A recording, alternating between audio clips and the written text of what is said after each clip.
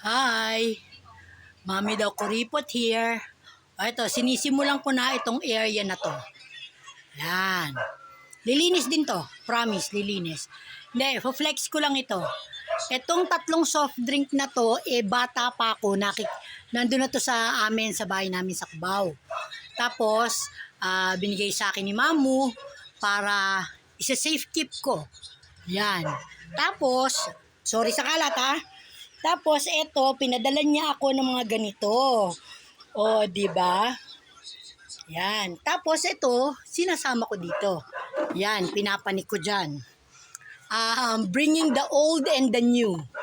Yan. Ay, yan. Magulo talaga ako mag-video, no? Pero this is a day in my life.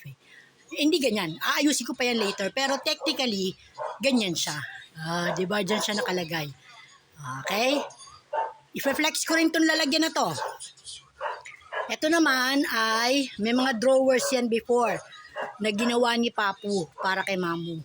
Hindi ko siya kayang itapon. So tinanggal ko yung mga drawers. Tapos ginamit ko yung mga drawers. Ayun o, yung white na drawer na nandun sa dulo.